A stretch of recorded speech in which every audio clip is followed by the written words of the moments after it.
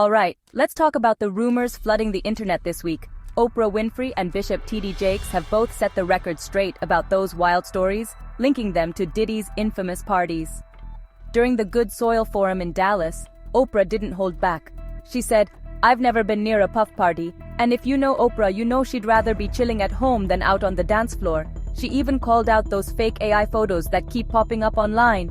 Seriously, it's getting out of hand. Now, Bishop T.D. Jakes had his own moment on stage. Yeah, he admitted he once dropped by Diddy's birthday bash, but only for 30 minutes. A quick hello, happy birthday, and then he was out.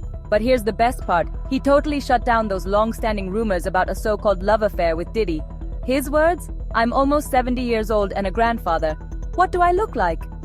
All of this is happening while Diddy faces a high-profile trial in Manhattan, and the internet is hungry for any connection. But Oprah and Jakes? They're making it crystal clear. They want no part in the drama. So next time you see those rumors flying around, remember? Sometimes the truth is way less dramatic than the headlines.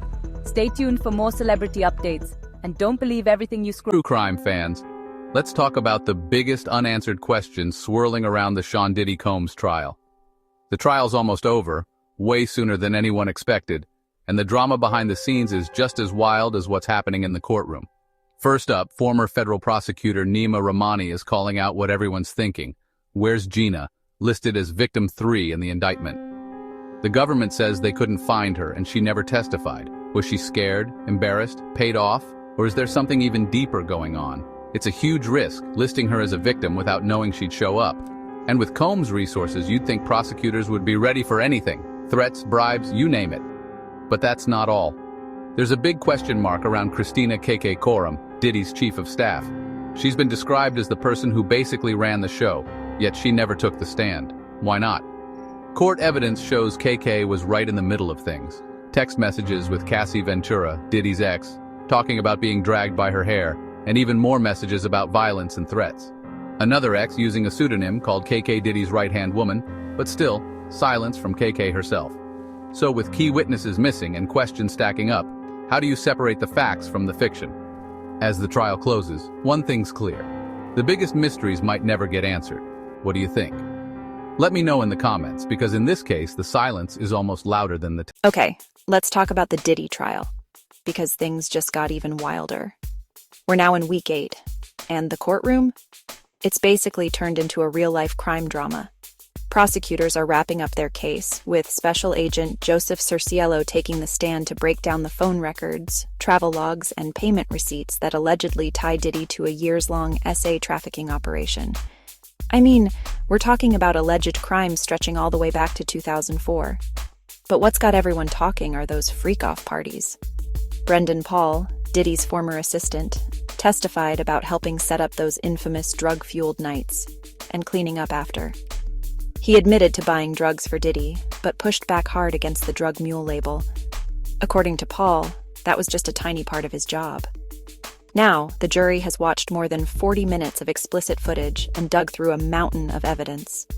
From text messages and hotel bills, to raided mansions stacked with AR-15s, party supplies, and drugs. They even saw surveillance of Diddy physically abusing his ex-girlfriend, Cassie Ventura. And get this, Diddy's defense team isn't denying he was violent towards women. Their strategy? Try to convince the jury the government's case is just a pile of coincidences and exaggerations. All that's left is for the defense to make their case, which could wrap up in a matter of days. Then it's up to the jury. Will Diddy walk free, or is this the end of the road for one of hip-hop's biggest moguls? I'll be watching. Former Syracuse basketball player Brendan Paul, once known for his moves on the court, now center stage in the federal courtroom. He's not just any witness, he's the 5th person to get immunity in Diddy's explosive SA trafficking and racketeering trial. Why is Paul so crucial? Prosecutors say he was Diddy's so-called mule. According to lawsuits and witness statements, Paul allegedly procured and delivered everything from ES to GHB, and even played a role in paying adult workers. In exchange for spilling the details, his own felony drug charges were dropped after a pre-trial diversion program. That's one high-stakes trade. Testimony has ripped the lid off Diddy's private world. Think freak-off parties, disturbing video footage, and stories of guests being plied with drugs and coerced into adult acts. Cassie Ventura Fine, Diddy's ex, painted a chilling picture: regular drug use, physical and psychological abuse, and threats if she didn't comply. Another ex, Jane, described being forced into humiliating situations, her home and safety on the line.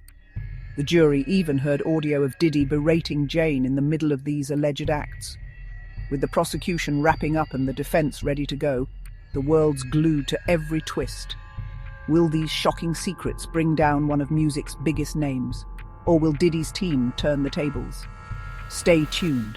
This trial is far from over. Celebrities react when one of their own faces serious charges? Cuba Gooding Jr. just spoke out about Diddy's trial. Let's break down his response. Caught by TMZ at LAX, Cuba Gooding Jr. shared his thoughts on Sean Diddy Combs' ongoing SA trafficking trial. Gooding Jr. said he's praying for everyone involved: Diddy, the alleged victims, and especially Diddy's ex, Cassie Ventura, and her family. He explained, "That's all I can do from a bystander's point of view," and added, "He without sin, cast the first stone. I don't judge anybody." Gooding Jr. also acknowledged the difficulty in feeling sympathy, given the serious allegations. As the trial continues, Gooding's comments remind us of the importance of compassion and withholding judgment until the facts are in.